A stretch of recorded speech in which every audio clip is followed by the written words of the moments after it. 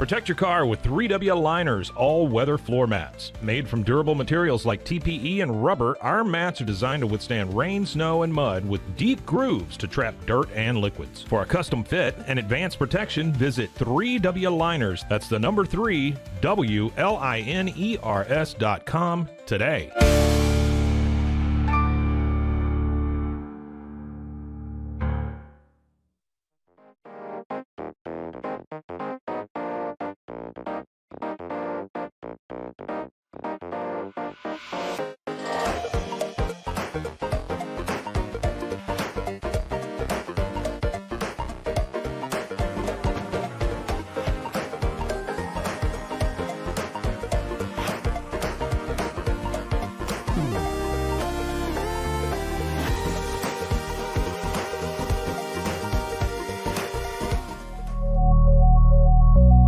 At Acasis, innovation drives us. Since 2008, we've been creating cutting-edge technology products that make your life easier. With a focus on performance, design, and customer service, we're here to help you work smarter, not harder. Join us on our journey to simplify your world. Visit Acasis.com today. That's ACASIS.com today.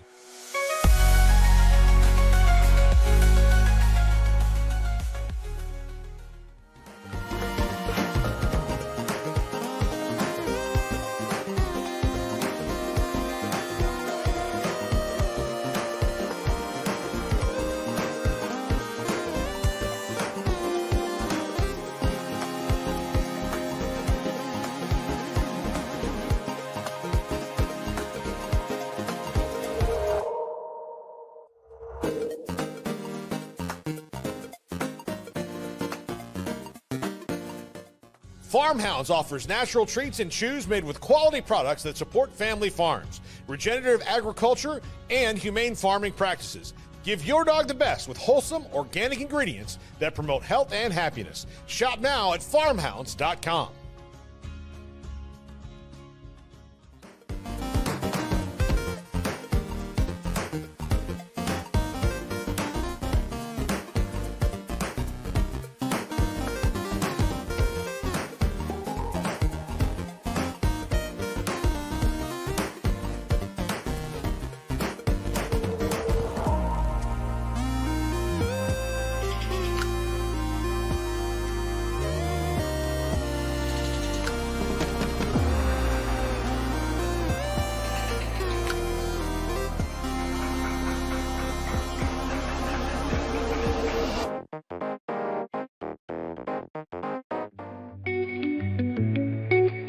Unlock a world of convenience with Mully Box, your one-stop solution for personalized subscription boxes delivered right to your door. From gourmet snacks to unique finds, each box is tailored to your tastes. Experience the joy of surprises. Subscribe today at mullybox.com. That's MULLYBOX.com.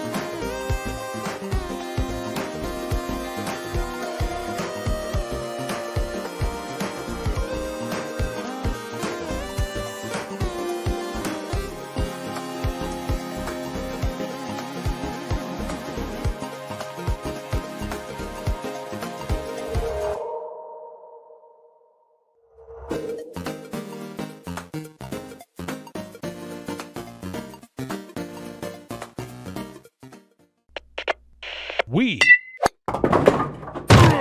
are Rogue Media Sports.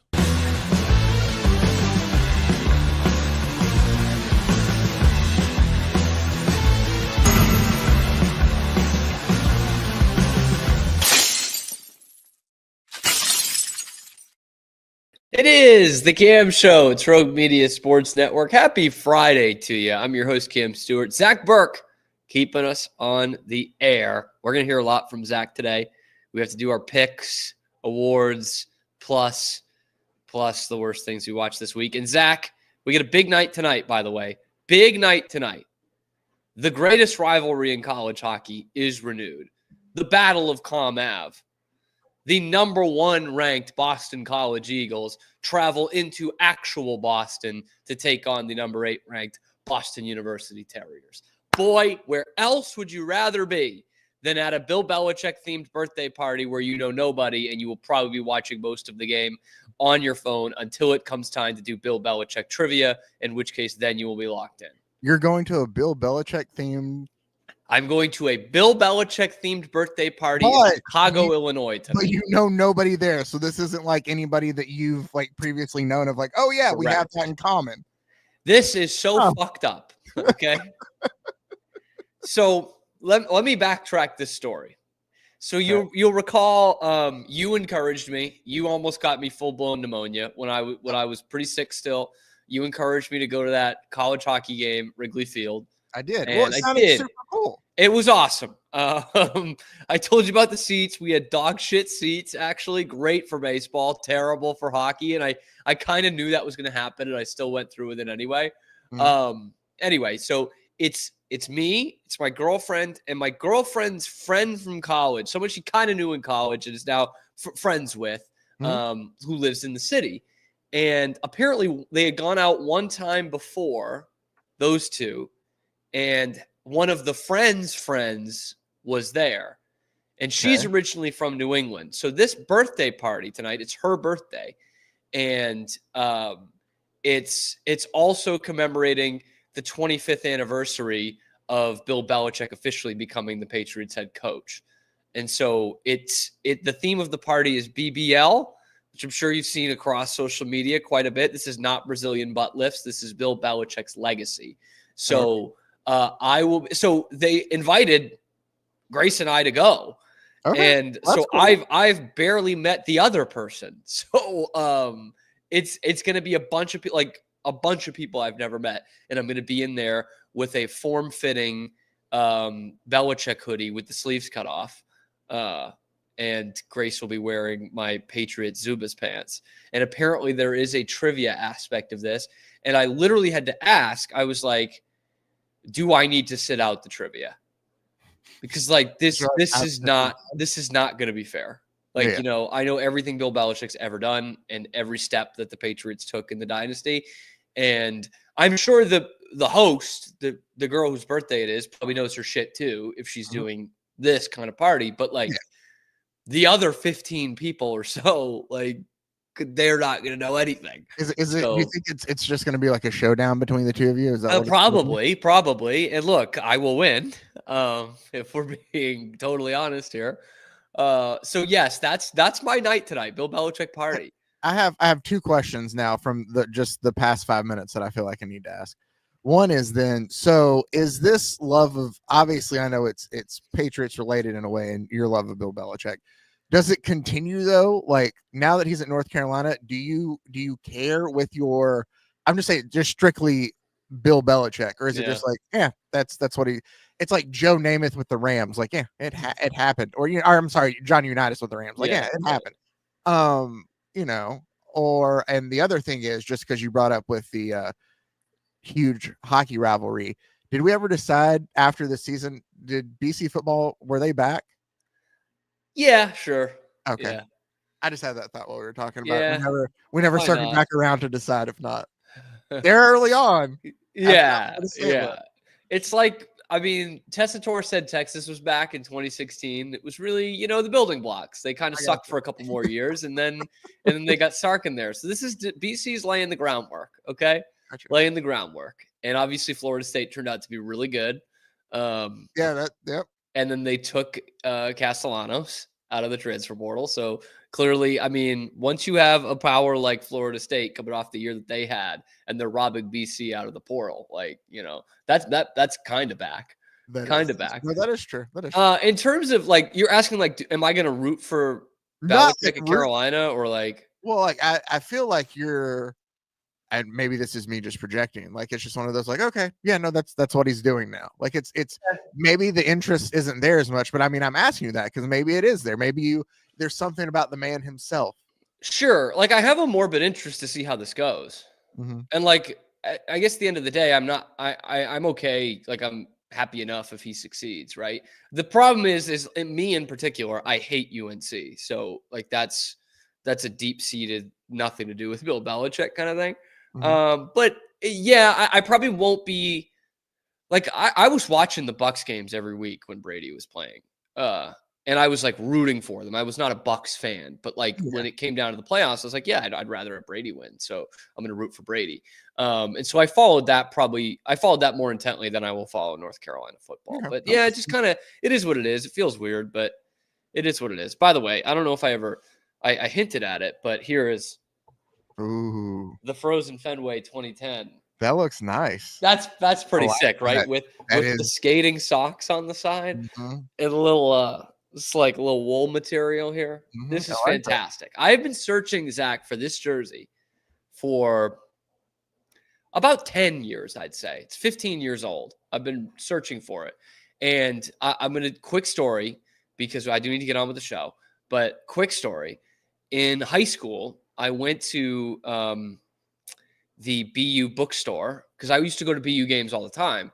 Mm-hmm. And I didn't have a jersey. And so they had the home and away jerseys, okay, for $90.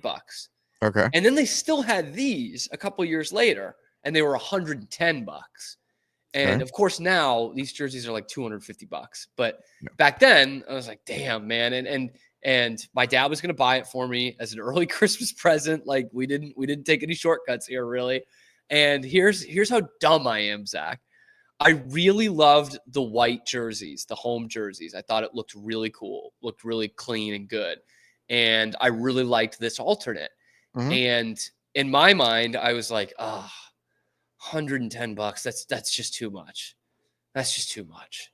I got to go with the $90 one instead, or $85, whatever it was.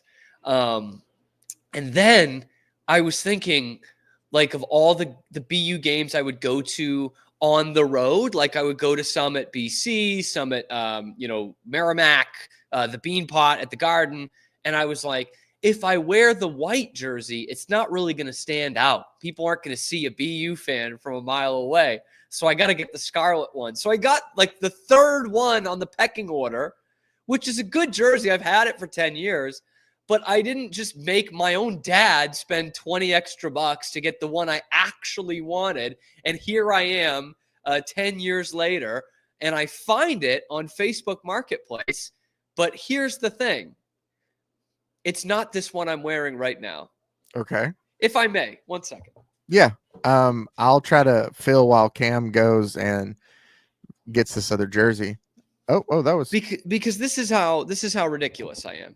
I find on Facebook Marketplace this one, which is actually a little bit closer to the ones they wore on the ice than the one I'm wearing right now. See, it's a little cartoonish. It's got this number here, and it's got Fenway Park on the back.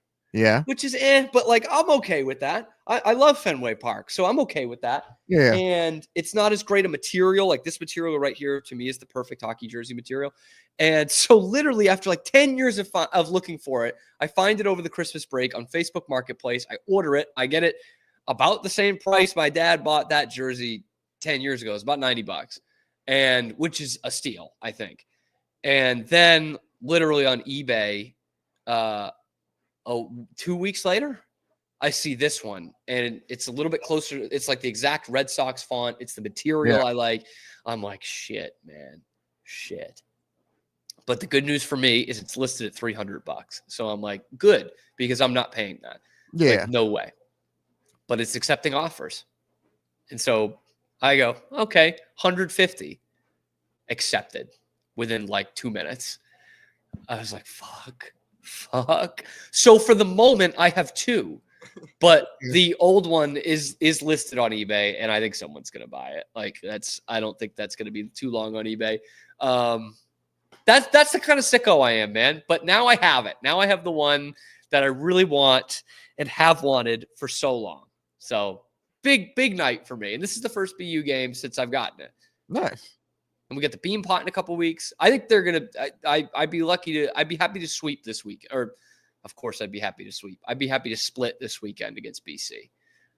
BC's really good. So and they beat BU twice last year. So okay, then Yeah. I'm gonna Read- be just Yeah. obviously I don't know. Please do. So when you say split, they're only playing one game though. You're talking about the split for the season. They're playing 2 two games games this weekend. Yep. but it's Yep. not like it's separate nights. I'm assuming. So for tonight at BU, tomorrow at BC. in Okay. Newton. Yeah. Is this like obviously a big rivalry, so they play each other every year, but is this like back-to-back night? I'm trying to be educated. No, yeah. You got it. I mean, this is what they do. They'll play typically 3 times. One of them will be a weekend series, and then there will be one at some other point in the season where they'll play on a Friday night and play someone else local. That's the thing. There's so many local teams. They could just play Northeastern on Saturday or Merrimack on Saturday, or vice versa. Play one on Friday and BC the other. So, yeah, 3 times a year plus the Bean Pot, which is the first 2 Mondays in February at the Garden. BU, BC, Northeastern, Harvard. 4-team tournament, 75 years, greatest tournament in hockey, and they'll usually play in that. Okay. Just the odds. Although, in 15, the last time I went, they didn't usually play. those 4 teams though every year. Those 4 every year. Yes, Okay. always those 4. Yeah, the 4 Division I teams in Boston. Do Last the matchups rotate though, or is it Yes. the same matchup? Okay. Yeah, matchup rotates. So, I don't. Is this a year they play BC in the first round? I got to check. But like when I was growing up, it was always those 2. 3 out of 4 years, it was those 2 in the final, and the other year was the one that they would play each other in the first round. So yeah, God, I love it, dude. I love it. The Green Line, the Battle of Comm Ave. Oh, it's the best. It's literally opposite ends of the Green Line. Oh, BU, my Terriers, my dogs, against the top-ranked team in the nation tonight. Oh, man, that put a delay on the start of this camp show. But that was important. That was important shit. We'll have Zach back in the second segment. We're going to talk about NFL awards, plus the worst things we watched this week. Mine will have a little bit of Boston sports flavor as well. But I do have to talk about the Celtics here real quick. I'm worried about the Celtics. I'm kind of panicking. I'm definitely worried about the Celtics. Second night of a back-to-back, and you kind of knew this was coming, but this is not a good enough excuse. The fact that they had to go so tooth and nail with the Clippers the night before and just give them an extra 5 minutes of basketball, it totally takes them out of it. And then the next night, second night of a back-to-back, you're facing a Lakers team that's ready to go, and they blew the doors off the Celtics last night. It wasn't even a game. And the Lakers are mediocre, dude. This is not – come on. This is a mediocre team, and the Celtics were not even close. Not even close to them. And I look at this team, and it's not just a one-man problem. Derek White has not had a good last month or so shooting the basketball. Tatum's turning it over.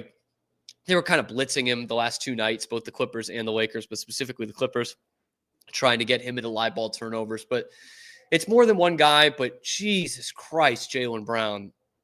I said it yesterday. Jaylen Brown's killing him this year. Everything is down. Everything. All of his shooting numbers, his effective field goal percentage is as bad as it's ever been. His 3-point percentage is the worst since his rookie year. His shooting percentage is worse than it's ever been. He's committing more turnovers than last year, but he's scoring 1 more point a game than he was last year. He's not having an efficient season whatsoever. And you saw it again the last 2 nights. Teams are trying to force you to put the ball in his hands. And it's working. This is 2 years ago, man. This was the memes of hey, he can't dribble with his left hand. We need to make some more memes about Jaylen Brown so he can turn into what he was last year instead of leaving him off the Olympic team, because this is how he's handling it. I said it all in the offseason. I'm hey, I love that this is going to fire up Jaylen Brown just as long as he's not trying to do too much and it's actually going to hurt him, because we need to see how he responds to something like that. You can talk a big game of, oh, I'm the alpha. I'm gonna prove everybody wrong. Here's how. And the great alphas actually do it. Brady actually did it. And last year, Jaylen Brown actually did it. But this year, he's not. And look, you can make the argument that they played longer than anybody in the league last year other than Dallas, who's also had their problems this year. You had 3 guys playing in the Olympic team as well. And so maybe there's just some tired legs here at the end of January and kind of the doldrums of the NBA season. But I just look at them and I watch them every night. They're not as good as Cleveland right now. And they probably will be in the playoffs just because they've been there and done that. But right now, they're not as good as Cleveland. And they're not as good as Oklahoma City. And I don't know if they will be better than Oklahoma City come the playoffs. And they're punting these nights. They're taking nights off. They lost 18 games all of last regular season. They've already lost 14 in their first 45 this year. And honestly, the defense looks atrocious. Atrocious. These teams, they come in against the Celtics and they have their best three-point shooting nights of the year. Like, obviously, in that second quarter last night, the Lakers went crazy. But the other thing that's more damning is how often do they get beat off the dribble? Like, teams can just take them to the rim, man. And you saw it last night whenever, the Lakers kind of have this three-point barrage. The Celtics hit some shots to kind of keep them within touching distance in the first half. And then, Reeves just taking Brown off the dribble, taking Holiday off the dribble. Hachimura taking guys off the dribble and getting to the rack. It was happening with Porter and Derek Jones Jr. against the Clippers on Wednesday night. Like, they don't have any dog in them defensively right now. None. And when you have your second best player regress, like, that's a recipe for what you're seeing right now. They're on a bad stretch and they've looked mediocre at best the last month and a half. I don't know what it takes for this team to turn it around. There's got to be a mentality shift. There just has to be. They've got to be those dogs again. They've got to have some sort of alpha mentality and really defend the shit out of this title.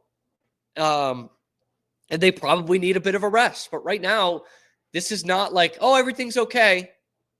Don't worry. And I had a good friend I was texting with last night, big Celtics guy, knows his stuff, knows ball. And he's like, nah, don't worry. They went through this kind of stuff in the regular season last year. They had this kind of injury struggle in the regular season last year. And I'm like, but they were better last year. That's the thing. They were much better than this. And the sideline reporter for TNT last night, I'm forgetting her name. She had a great report on this Celtics starting 5 going into this game, like the 5, right? Holiday, Tatum, Brown, White, and Porzingis. Like, that 5 was a -9 coming into that game on the season when they play together. -9. Like, what? How is that possible? That's the best starting 5 in the league. What is happening with this team? So I don't think everything's fine here. And I'm thinking now, like, they're not, I know this is such a first world struggle here, but they're not going to be the 1 seed. Like, Cleveland's going to be the 1 seed, and hopefully the Celtics can hold on to 2, but the Knicks can surge, and they're only like, a game or 2 behind them in the loss column right now in the East. And so then you're talking about potentially a 3 seed. You're not going to have home court advantage for probably the conference finals, maybe even the second round, and maybe even the NBA finals.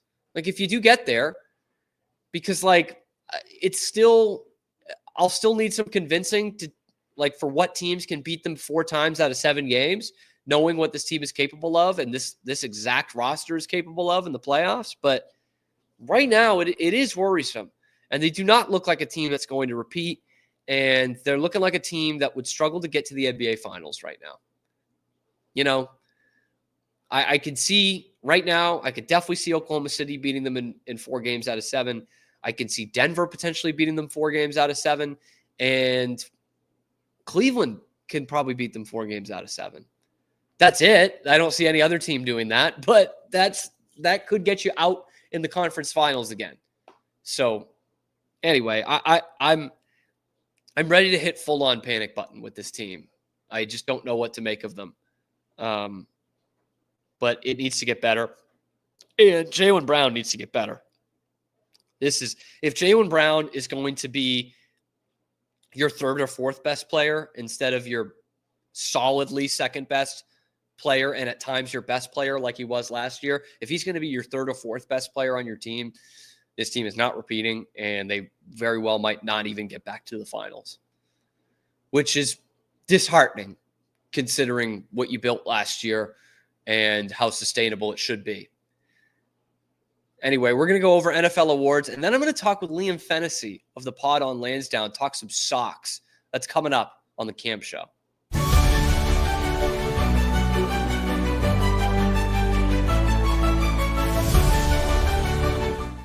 Ready to bring your vision to life? At Small Rig, every idea, design, and product is inspired by you, the creator. With our industry-first under co-design mode and the Dream Rig free customization project, we unite with global creators to turn big dreams into reality. Whether it's a cage rig or mount, Small Rig's versatile gear is built to elevate your craft. Small Rig, where your creativity meets our innovation. Go to smallrig.com.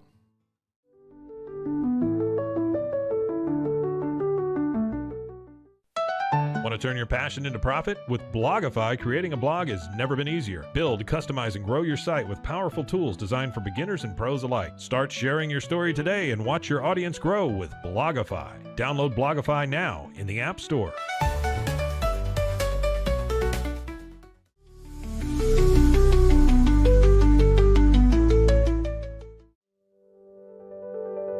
Overwhelmed by your inbox? Clean Email is here to help.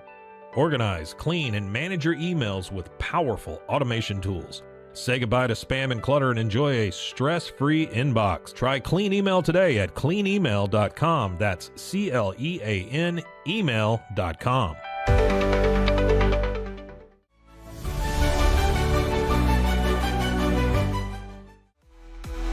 Stay connected no matter where you are with eSIM-X. Say goodbye to expensive roaming charges and physical SIM cards. With access to over 200 global carriers, we make mobile connectivity seamless and affordable for travelers worldwide. Join the future of communication today at eSIMX.com. That's ESIMX.com.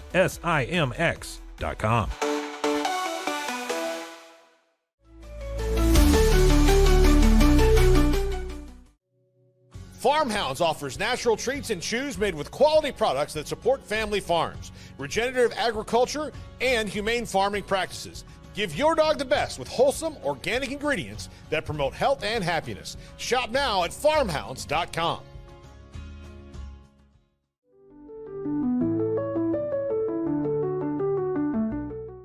It is Matt Mosley, and it's the Obstructed View podcast, Rogue Media Network. I think they're learning that there's really no wonderful view of me. See, I feel like they think this feed's going to be really wonderful. There must have been, no BS, like 20 scouts, 15 to 20 NBA scouts there to see him, and he was top 5. When your old number wasn't working, I went through various channels to track you down. So unfortunately, you can never get away from me. But I'm happy to have you today. Nah, thanks for having me. And you know we always family no matter where I'm at.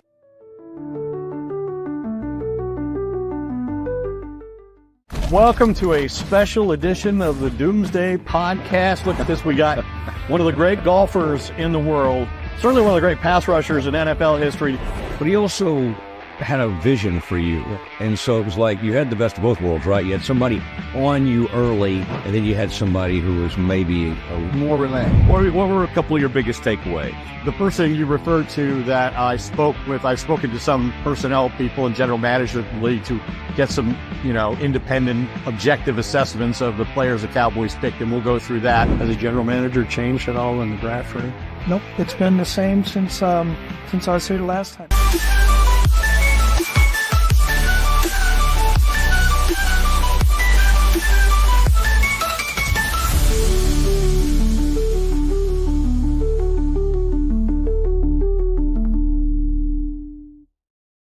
It is the Cam Show. It's Rogue Media Sports Network. Zach, get in here, man. I can't hear you. I cannot hear you. Oh, there we go. What about now? Yeah. Now I can hear you. You unmuted yourself? Yeah. Yeah, I didn't realize I was muted. All right, Zach. We've got not a lot of time to fit some things in here. We do need the award picks, but first, before we get to the good, I want to hear the bad. Please tell me the worst thing you watched this week. So I was scratching my brain to try to think of it, and I don't think I watched anything that I would classify as worse. I will tell you the worst thing I watched this week was honestly the Houston Texans performance against the Kansas City Chiefs in the playoffs. Dude, I was going to pick a Bruins game, but oh, yeah. I'm sorry. I didn't mean to say No, I do have something else. But I will just add real quick and tell a better story with the best thing I watched this week. Are you familiar with the movie RoboCop? Yes. Are you familiar with the story about Peter Weller and Oreos? No. So I was watching some documentary about RoboCop, and the guy who was like the weapons expert for the movie talks about that he's walking around one day with catering. He has like a stack of Oreos, like 8 Oreos, and he's up there and they're about to shoot the warehouse scene, which, and he like gives Peter his weapon. And he's like, all right, the safety's on, like whatever the movie talking gives it to him. And he said that Peter Weller looked at him and goes, Robo want Oreo. And he's like, no, Peter. He's like, it's just you and me up here. Like, if Peter wants an Oreo, Peter can have an Oreo. Like, he was just in character. He was just like, Robo want Oreo. And he was like, no. And like, he apparently walks to the edge of the warehouse thing there. And he's like, Robo want Oreo. And like yells it out to the staff there. And they're like, Randy, do you have Oreos up there to give one to Peter? And he said he just sat there and took the whole thing of Oreos and shoved them in his mouth and just like chomped down. And he was like, no, not anymore. And they had to pause filming so they could go get Peter Weller an Oreo. And then some PA had to come and pick Oreos out of his teeth before they shot the scene before they could go through with it. So that's the life, man. Story, and then it goes to Peter Weller, and he's like, I know Randy White, but I don't know what the fuck this story is he's telling about. And it was hilarious. That is the life, dude. That honestly is. So, Peter Weller, Oreos. Robo want Oreos. I clicked on, and I knew I shouldn't have, but I did. It was last night. I watched this thing on YouTube through Vice of I think they call it The Debate or something. Okay. And it's hosted by Mad Dog Russo, your favorite. And it is a 45-minute mini documentary, I guess you can call it, panel documentary, so to speak, about who was more responsible for the dynasty, Tom Brady or Bill Belichick. I'm like, wow, this is fresh. I've never heard something like this before. Yeah. But I was bored. You think anything new? Well, see, here's the thing. Here's why it sucked. Because I watch it. Again, it's 45 minutes. And I'm watching the first 10 minutes. And I'm like, we're seriously doing this? We're talking about, like, the first 10 minutes, we're just talking about how, I don't know if you know this, Zach, but Tom Brady went to Michigan. And when he got there, he was not the starter. No. A guy like Tom Brady must have started. I'm pretty sure they have never told me once about how he was like such a late round pick and how he wasn't the starter. Like, I've never heard that. Michigan had a guy named Drew Henson. Who was a mega recruit. And Lloyd Carr just had to play Drew Henson. But Tom Brady was actually better. And so Tom had a chip on his shoulder. And then, yeah, you're not going to believe this. Wasn't taken number 1 overall. Hold on. Okay. Wasn't taken number 2 overall. No, come on. 3 at least, right? Keep going, buddy. 4? No way a guy like Tom Brady gets out of the top 10 picks. That'd be ridiculous. 199. What? And above all that, he gets to the Patriots, still not the starter. Oh, well, why? Apparently they had some all-pro quarterback there already who just signed a 10-year contract. Can you believe that? And so, like, we're rehashing this, and I'm like, I know I'm a prick. I know all this shit already, and I hate when I watch documentary that I don't learn anything, but I'm like, we all know this now. Like, every football fan knows that Brady was the backup at Michigan. They know he was disrespected. They know he was 199. Like, they get it. They all understand. We all know the Brady origin story. It would be like some 40-year-old watching a documentary on Batman and being like, his parents died? Yeah. Like, and so I get through 10 minutes of this, and it's just, I don't know. It's a couple of his old teammates. It's Bob Costas, and they keep cutting back to Mad Dog in some bar, like empty bar, saying, but Tom Brady was disrespected. And it's just like, keep going back to this. And I see in the corner. Wait, are they trying to look like Simmons in the 4 Days in October? Yes, that vibe? Yes. Yeah. And so I see in the corner, it says the debate Tuesdays. And I'm like, there's no way they're doing more of this. Like, I don't know if it's more of the Patriots one or this is just going to become a regular thing, but I'm like, this is so stupid. And like, I know I'm rehashing this for the 1500th time, but who gives a flying fuck which one of them was quote unquote more responsible?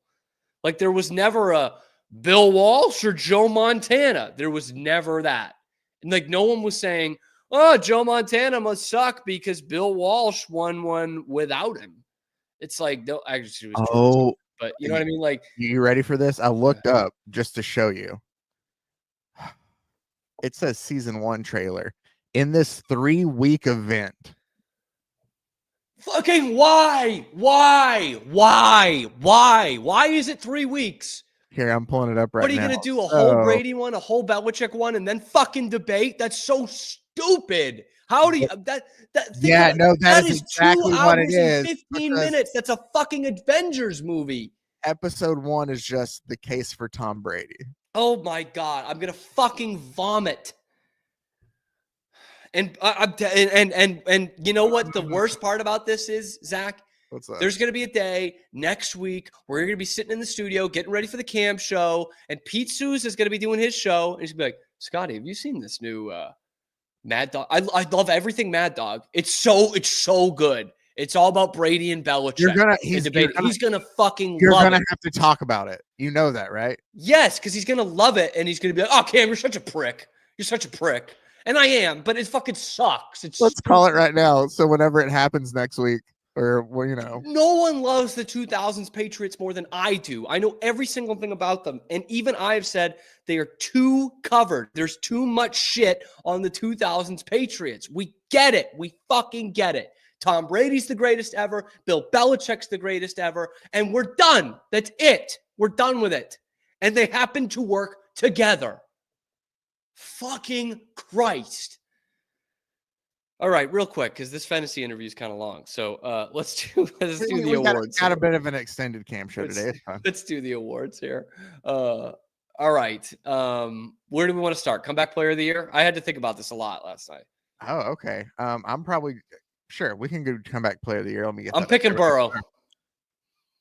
See, I want it to be Darnold, but I'm picking Burrow. I'm gonna do who you wanted to go with. I'm gonna go. I think you're right, but I'm gonna go Darnold.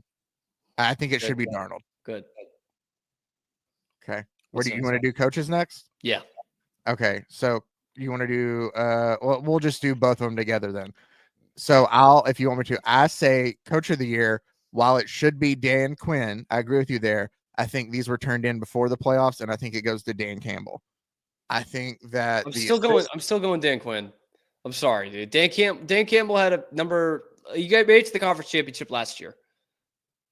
No, Dan Quinn took over 4-13 with a rookie quarterback. I get that, but I think that they would get more votes, and he'd for sure get it if they see that they're playing for an NFC championship. I think a lot of people are going to be like, oh, it's the best team in football. He's got to be coach of the year. I just feel like there's some voters that are like that. And then for the assistant, I'm kind of with you on that. I like Brian Flores, but I think it'll be probably Aaron Glenn. Aaron Glenn. Yeah. I think it'll be Ben Johnson, but I'm going Flores. Okay. I'm picking Flores. Okay. That's a conviction pick. I like Flores. Fair enough. What else do we have? We got defensive rookie of the year. I'm working up backwards. So that's I have no idea. Chop Robinson. All right, there we go. We went division. Offensive rookie of the year. That one's Brock Bowers, Jane Daniels, Malik Neighbors, Bo Nix, Brian Thomas Jr. I think we know where that's going. How does Drake May not get on the list? How does Drake May not? I was ready to pick Drake May. Most years it would be Brock Bowers, man. He had awesome year. But yeah, it's Daniels. Yeah, it's Defensive player of the year, Zach Bond, Myles Garrett, Trey Hendrickson, Patrick Surtain the second, and TJ Watt. Myles Garrett. Yeah, I agree with you on that one. Over Surtain. Offensive player of the year. Here we go. Saquon, Joe Burrow, Jamar Chase, Derrick Henry, Lamar Jackson. So if we're saying that this person is not the MVP, like it has to be different from the MVP, I'm picking Lamar. Okay. I'm going to say, yeah, I agree with you. It's Lamar. I wanted to try. I really do want to give Saquon, man. Saquon was fucking awesome. I did too. Lamar's numbers are better than they were. You know what? If it is different than MVP, fuck it. Saquon's offensive player of the year. That probably will happen too, because I think they'll think we don't want the MVP to also get it, but we also don't want let's do a running back if we can. Let's not make it just a quarterback thing. Yeah. So that brings us to MVP: Josh Allen, Saquon Barkley, Joe Burrow, Jared Goff, Lamar Jackson. I think you probably know which way I'm going. Process of elimination here. I'm going Josh Allen. Oh, not Joe Burrow. I picked him comeback player of the year. You did. I thought we talked yesterday about him taking the clean sweep. Well, he could, but you're right. He's not. I'm picking Josh Allen, dude. I thought the Bills were so done. Like I thought their window was so closed. And they lost a bunch of weapons this year. And this is almost a Brady kind of thing. Like he's not Brady, but like you can't name his receivers, and he's in the AFC Championship game with a real chance to win the Super Bowl. Like they're that good, and it's because of him. And he's obviously an easy guy to root for, but so is Lamar, so is Saquon. But I just think if we're talking value here, he has single-handedly kept his team's Super Bowl window open, and that for me is enough for most valuable player. Nope. Second Bill to ever win it, probably. Yeah, I don't know if Jim Kelly ever did. He might have. Bills NFL MVP. I'll look it up real quick. There was definitely one who had 2,000 yards in 14 games. It says Cookie Gilchrist won the MVP. Oh yes, the AFL for his rookie season. In the AFL, probably Cookie Gilchrist. Yeah. Have the here we go. Yeah. The Bills won their 14th consecutive. Thurman Thomas winning the NFL MVP award. Yeah, okay, probably should have known that. 91. Did OJ not win it? Let me see. Where is OJ at? I think OJ might have. Hold on. Where is that list? 72. Oh yeah, here we go. So Cookie Gilchrist 62, Jack Kemp 65, OJ Simpson 73, Thurman Thomas 91. This could be their fifth different MVP winner. Now, two of them were in the AFL, but I'm counting that. Mm-hmm. Damn. The Patriots have only had two different MVP winners. Cool. Texans have one of them was in the AFL. Texans have had none. Not yet. Not yet. I don't know. We've only had two guys that would ever be considered that caliber type of player, I think, in franchise history. So, and one finished second, if I'm not mistaken. Did Watt finish second that one year? I think he might. Yeah, he had a ton of momentum for MVP. Yeah, and then the wide receiver's never going to win. Wide receiver's never going to win MVP, but Andre Johnson was just phenomenal. MVP. Yeah, that's what I'm saying. No, wide receiver's never going to win MVP. I'm saying those are the only two guys talent-wise and what they did for the Texans that would be in the mix. And yeah, Watt finished second. But anyway, that's our awards. That's who's going to win it. Book it. Spend some money on it. Gamble responsibly. That's Zach Burke. I'm Kim Stewart. We're going to go to Liam Fennessy to take you into the weekend. We really appreciate you guys tuning in. High noon Eastern time every weekday. We get some good trivia with Fennessy here. We get some good wordplay. Thank you to Zach. Thank you to our Rogue Media Sports team. Let's hear after the break from myself and Liam Fennessy.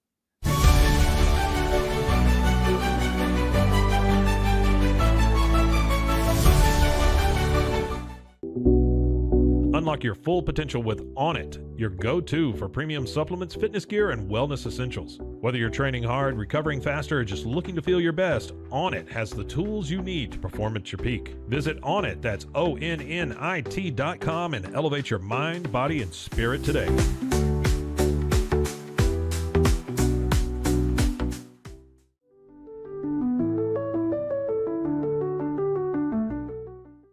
Join the Daily High Club, the premier destination for glass, water pipes, vaporizers, and accessories. Since 2015, we've sold over 1 million quality products and teamed up with legends like Snoop Dogg and Tommy Chong. Ready to elevate your smoking game? Visit dailyhighclub.com for our El Primo subscription box or shop unique pieces today.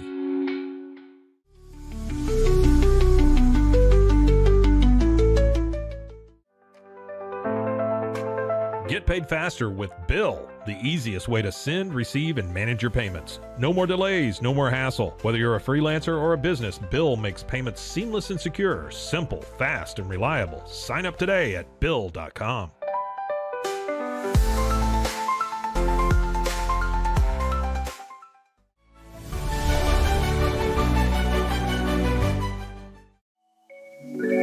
Cleanse your body of accumulated toxins and embark on your wellness journey at your own pace. At Global Healing, we provide premium supplements to help your body heal naturally. Combine that with OrganicHemp.com's top quality CBD for ultimate balance. Start your healing journey today at GlobalHealing.com and OrganicHemp.com.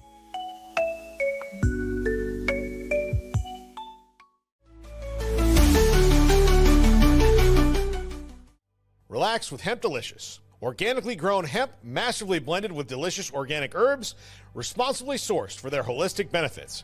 Each sip offers calming, antioxidant-rich wellness. Brewed just for you. Sip the calm with Hemp Delicious. Find your blend at hempdelicious.com.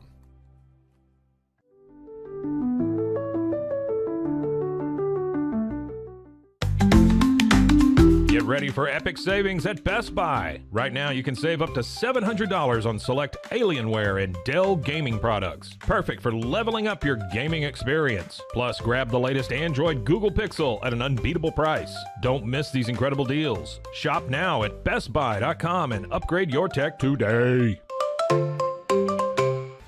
We've got all these transfer portal stats and what Dion did and what Fritz has done. I mean, that's the deal, man. That's the game that's being played nowadays. Maybe a little bit unknown at quarterback. I mean, unknown to the rest of the world, but, you know, he dove into the portal and got a guy who is super, super athletic. South Dakota State's really good. Give us a little bit of breakdown about what they can do and what Oklahoma State needs to be worried about. But look at that form right there. I need to say nothing else about this because I found one.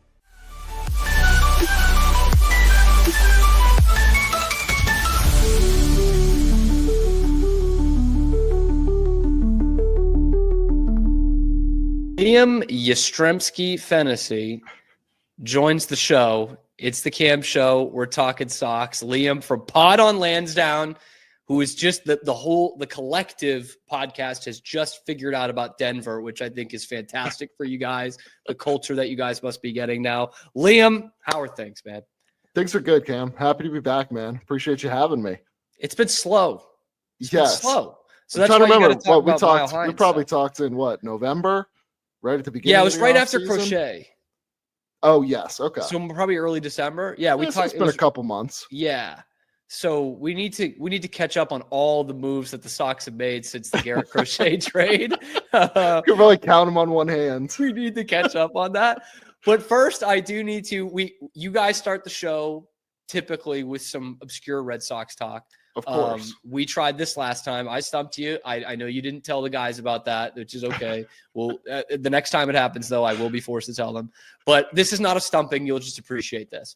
So I'm watching Fever Pitch a couple weeks ago for like literally the 1,000th time. Like I can, in fact, on Max now, they have the extended Red Sox edition, which I'm like, I'm going to figure out what this is. And I've come to notice that it was literally one extra scene, one. And I immediately right away, I was like, this is it. This is the scene. Trust me. I know every scene of this movie. This was not in it. So that's the extended Red Sox edition. And I'm watching it with my dad, who's probably only seen it once in theaters. Sure. And he's a big 67 Red Sox guy. That was his team because he's old as shit. And there's a scene where Drew Barrymore is wearing one of the guy's jerseys, and it's a Joey Foy one from the 67 Red Sox. And I'm like, I know it's coming. So I'm like, Dad, look out, look, see what this shirt is. And it kind of gets cut off, and he starts laughing. He goes, oh my God, Chad Fox. And I'm like, Hell yeah, dude. You got That's it wrong. awesome. You replaced one super obscure Red Sox with another. One. So Red it Sox. cancels each other out. Which could have It's totally like made sense. It's 04. Yeah. Like it could have been a shirt from the year before, dude. It's true. Oh, He was in the right headspace. It was so sicko. Like it was such Red Sox sicko mode, dude. It was awesome. I love that. I do have some trivia for you for later in the segment if we could. Okay. We do need to. I know this has been a point of division amongst not only Sox fans, but some of the fellas as well. That third base. All right. First, let's start Alex Bregman, a guy who, punchable face aside, good baseball player. In fact, the most punchable thing about him was he was a good baseball player and was the only Astro, I think, who played in that 2018 ALCS against the Red Sox, man. And so now it was back and forth. First, it was the Red Sox, then the Cubs get interested. Now we're hearing reports that it's still probably the Red Sox most likely, but he's not budging on anything. So let me just ask you this. Aside from who's going to get him, is this actually a fit for the Red Sox, Alex Bregman? I say 100%. I think people forget you wanted to draft him. Of course, that's right. Been dug up. I had an old tweet. Yeah. I had an old tweet. I was like, "Well, Bregman's gone. Damn it." That was the same year they drafted Benintendi at like 7, I think. I was going to say that had to have been Benintendi. And I think Bregman must have won 2 or 3. Yeah, I want to say 3, but I don't know that with any certainty. Sorry, I didn't mean to cut you off there. No, you're people to know. Fantasy has wanted Bregman for a decade now. For a long time now. Yeah. No, I think he's, quite honestly, the more I've sat on it, I've really come around to it because at first I was like, why do we need a third baseman? I'm not trying to move Devers off. It feels way too soon, way too early to do that. And you're going to give him something similar to Story's deal, and we've already seen how that's played out, which hasn't gone well. He's on the other side of 30 now, which, hey, I mean, I won't hold it against him, but typically those deals don't age well, especially if they're 6 or 7 years. Look at Story. I think it was 29, but had no real injury history before that, and this is what happens. Look at what happened. A drastic example, sure, but I quite honestly, the more I think about it, if he's open to playing second base, I think it'd be an incredible option for them to have a guy that you could say, play some second base, spell Devers, once or twice a week over at third base. That means, I mean, honestly, you don't have to rush Campbell at the start of the season.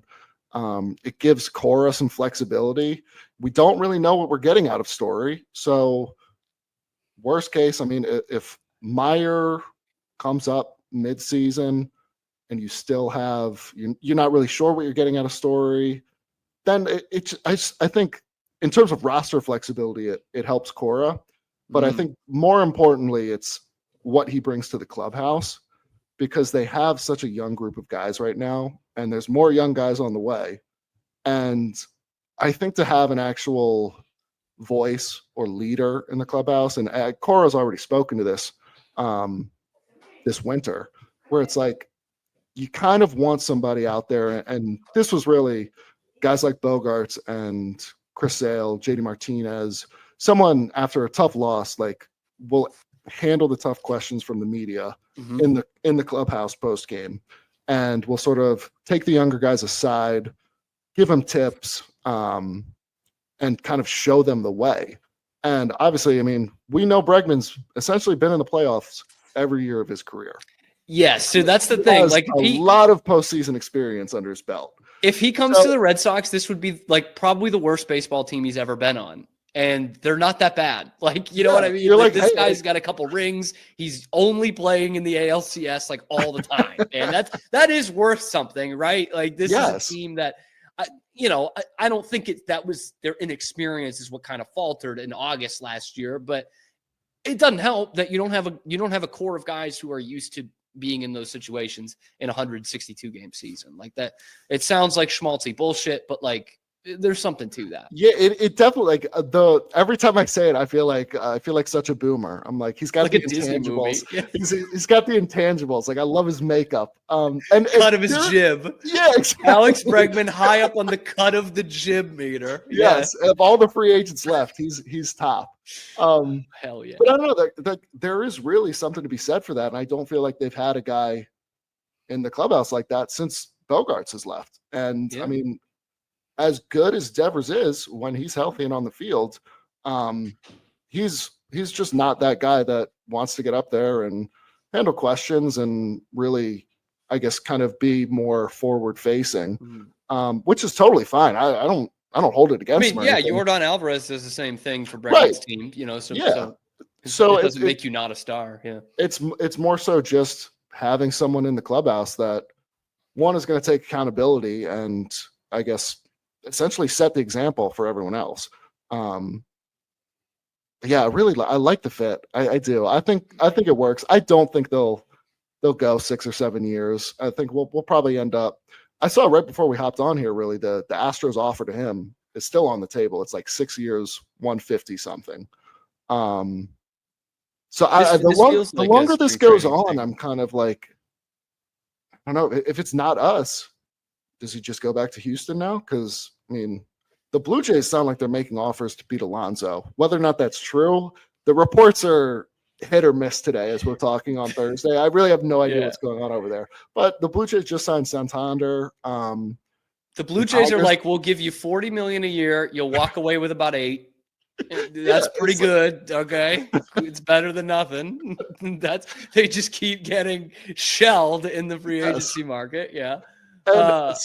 So I don't really know what Bregman's market looks like right now outside of those 4 teams. It every time you hear something about him, it's either, you know, a team's dropping out or they haven't made an offer or they're not really in talks with him at the moment. So I don't know. It was interesting to hear that the Astros are kind of leaving the door open the longer this rolls on, because I could totally see him going back there. But I don't know if there's nothing else better on the table. Can I bring in a Liverpool example here for a sec? Because I know let's hear it. You're so red as well. Because I will link this back here because I was thinking about this when you were first talking about Bregman in there. But when Liverpool signed Thiago, that's the first guy I was like, yeah, hey, okay, and it doesn't end up totally being a great move. Like when he's out there, he's so effective for them. But what I want to go back to is when they were like in talks with him. Stevie Nickel, oh God, was saying on ESPN FC, which I can't believe still exists. Of course. He was like, yeah, I think Thiago would be a good guy. He'd come in and run around a little bit at the end of a game. I'm like, what? The guy's won everything, like at every level. He's coming off a Champions League title. Yes, he just won the treble in Germany. And they're like, yeah, he can come in and be fresh legs for them for 15 minutes.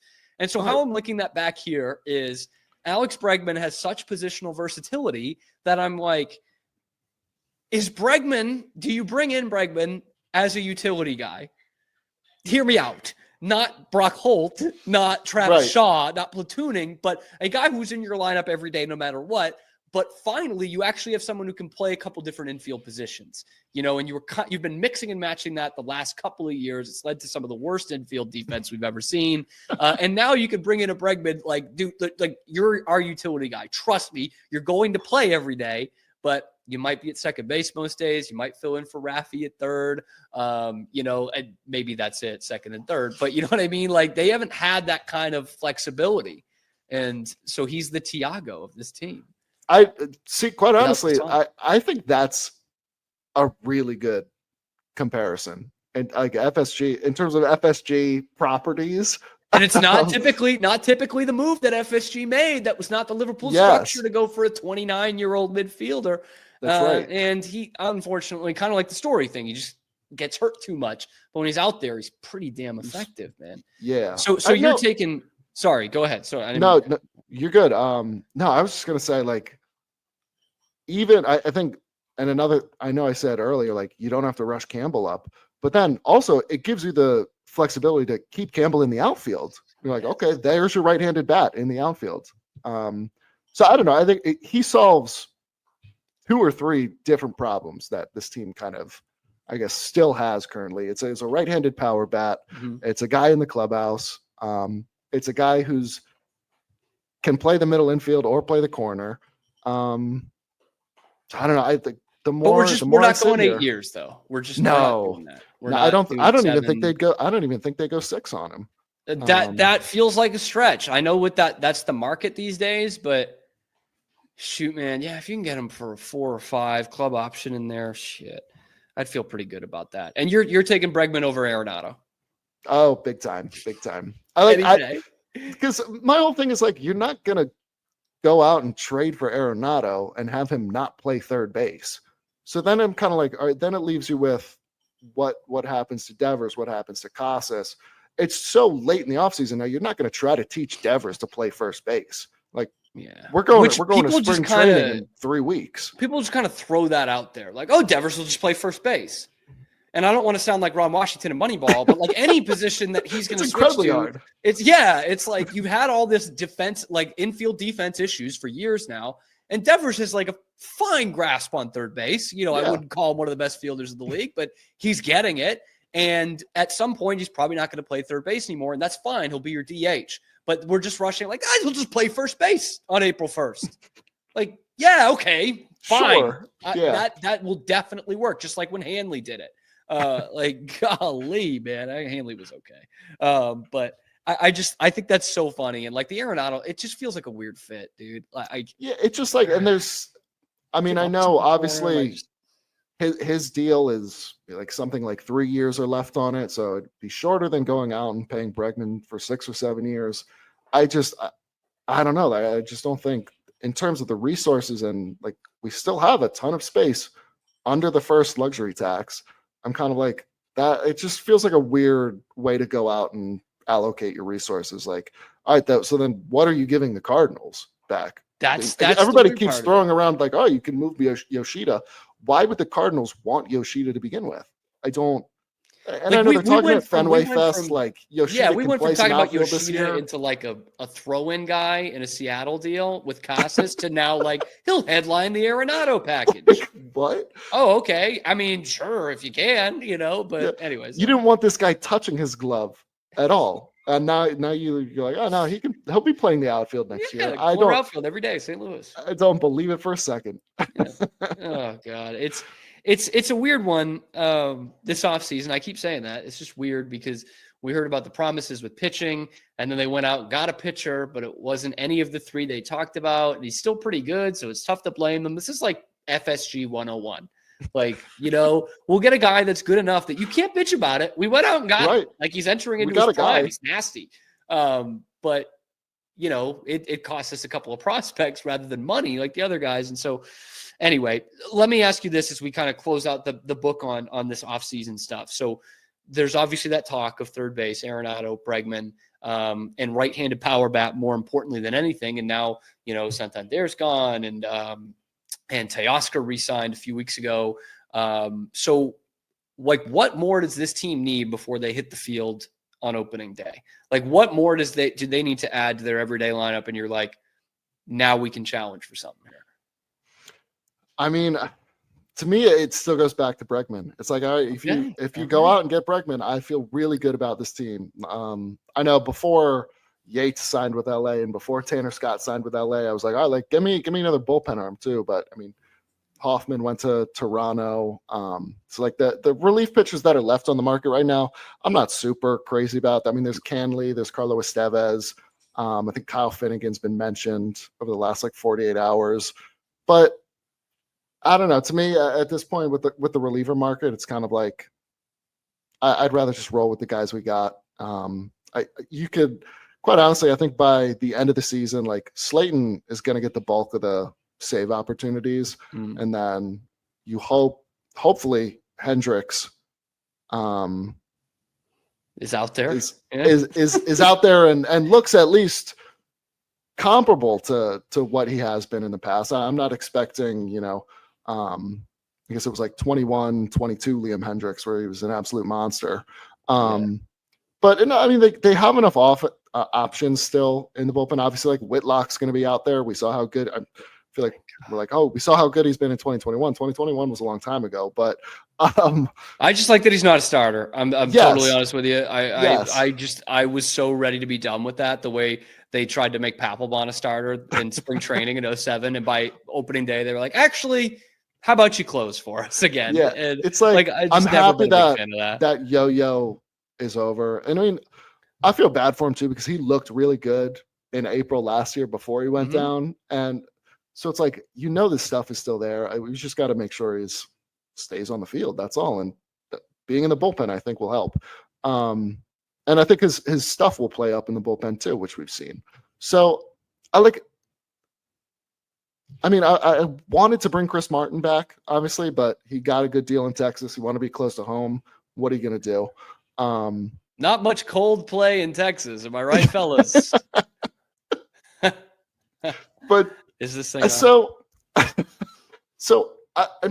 don't, if it's Bregman, great. If they don't do anything else, the jury will still be out. I'll still be, okay, maybe this is probably. There's still enough question marks that could turn out well.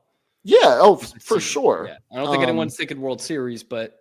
No, but I can still see them. There. I could still see them being in the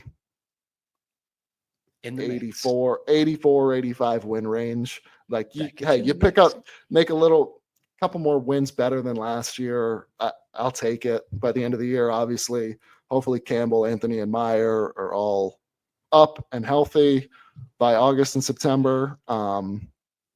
Certainly, I think Campbell and Anthony for sure will be up way sooner than that, if not on the opening day roster, which would be something. But I don't know. I mean, we're still headed in the right direction. Obviously, I think all of us wanted at least 2 big moves this winter. And I mean, we got one. We got Crochet. So at the end of the day, I mean, if I had to grade the offseason, please, yes. I'll probably it's like Sports Radio 101. Yes, Sports Radio 101. Give me great fantasy. Fantasy, give me great. Come on. You know what? I'll give him a B-. B-? Yeah. B- for Garrett Crochet. Garrett Crochet gets you a B- now. I should go back to high school, write Garrett Crochet on everything. I want to raise my GPA. Do you think I can do this? You think I can? I think you got something there. That's pretty good. I can play a sports radio host on TV.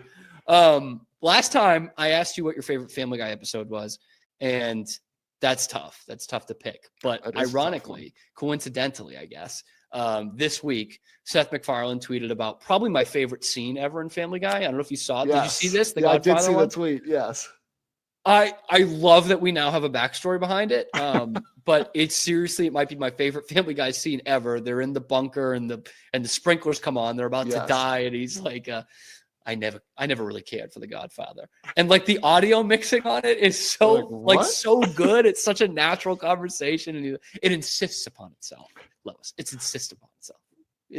What does he say? He's like, I don't know what they're saying. They're speaking Italian. It's a language of class or whatever. It's like, you wouldn't understand. Apparently, Seth MacFarlane, one of his professors, said that about The Sound of Music. That's what it was about, right? Yeah. No, I saw he was like, hilarious. One of his professors used to say it. And yeah, I like that he had to basically come out and clarify. He was like, no, like Peter's still being really dumb. Like, yes, people are like using it insists upon itself to like sound smart, and you're like, no, he's still being dumb about it.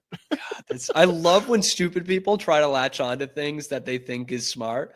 Oh, that's good because I do it because I'm stupid. I do want to ask you this as well. I tease trivia, so This is a fascinating baseball trivia question to me. And it really is going to get the brain pumping. You're not going to get all the answers here while we're still on here. Okay. Whoa. Yeah. And I respect you in terms of this sphere. So that's saying something. Okay. It took me days to get all 6. I'll tell you that. So there are 6 players in MLB history who have hit 40 home runs in a season whose last names are at least 10 letters. And I'll give you some hints. Because I got hints off the bat. 2 of them are Red Sox.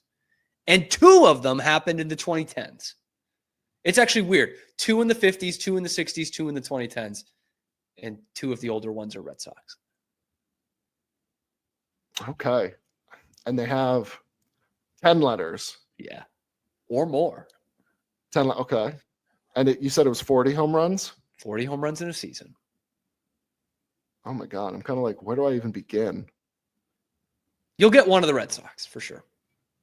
The Red Sox ones are more recent, you said? No. Oh, they're the older ones. Yeah. Well, obviously,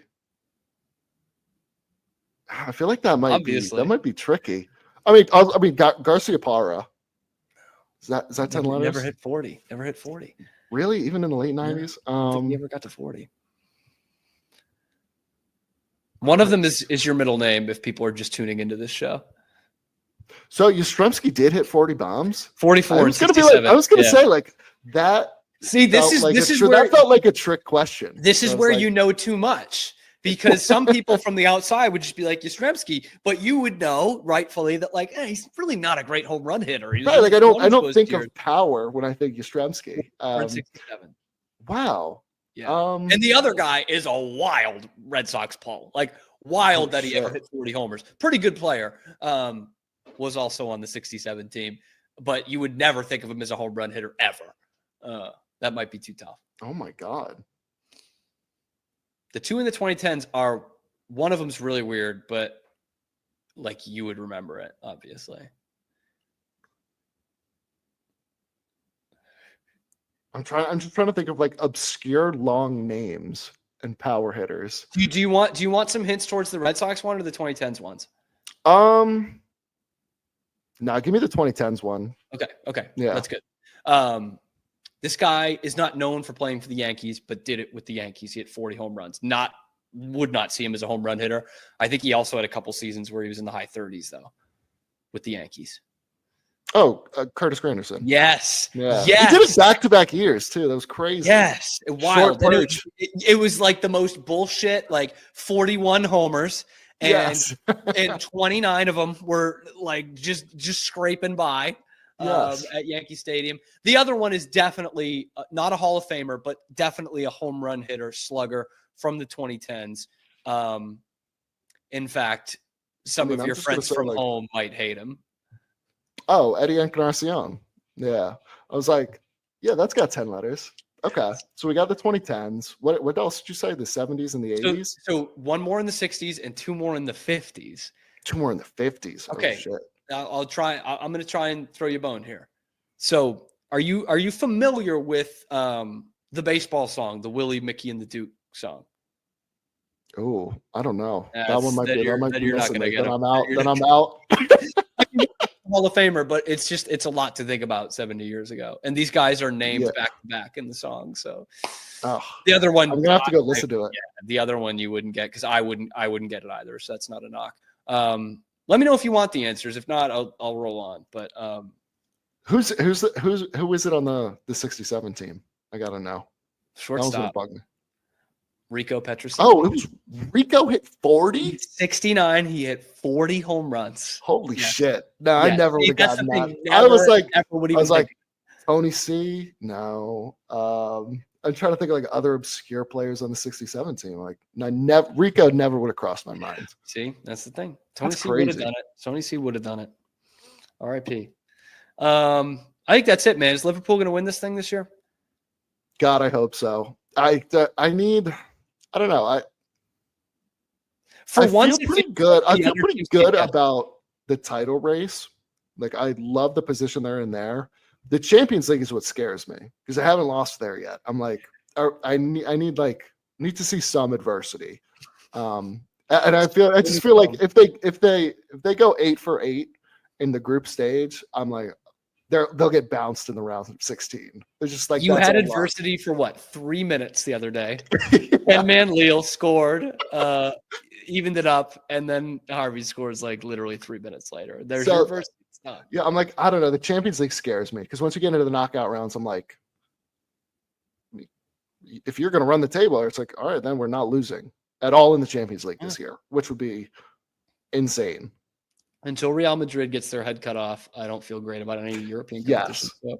So, anyway, Liam, dude, thanks so much for joining. Pod on Lansdowne is dropping next week, next Wednesday. We'll be back in the studio Tuesday night next week.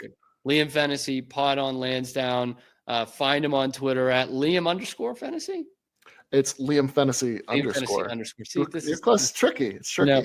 Best Red Sox follow on Twitter, that's for sure. Appreciate Liam you coming on. We'll check him back. We'll check back in with you in a couple weeks when Liverpool have blown this thing and maybe the Red Sox have signed someone. How about that? Love it. I love the sound of it. Thanks, Cam. Yes. Thank you, Liam. And thank you guys for tuning in every weekday, high noon Eastern time on YouTube. And then wherever you get your podcast, be sure to like and subscribe. We will see you on Monday on The Cam Show.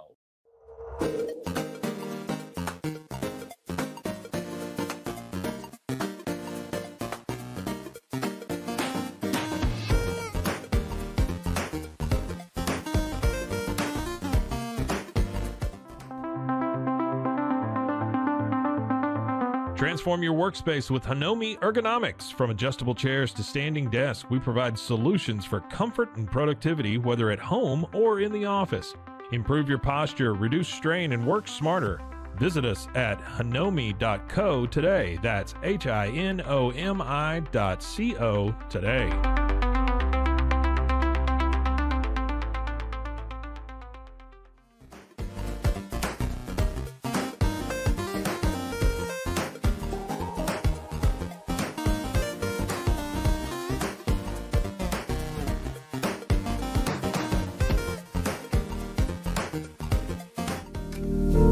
Experience the future of secure private cloud storage with Internex. Protect your files with end-to-end encryption, ensuring your data stays private and accessible only to you.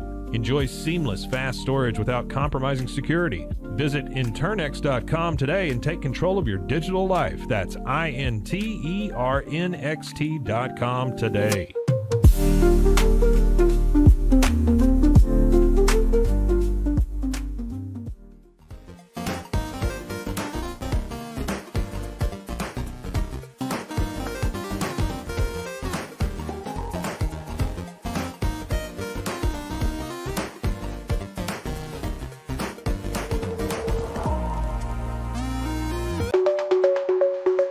Protect your online privacy with NordVPN. Browse securely, access content from anywhere, and keep your data safe with military-grade encryption. Whether at home or on the go, NordVPN ensures your digital freedom. Stay secure. Download NordVPN today at nordvpn.com. That's NORDVPN.com.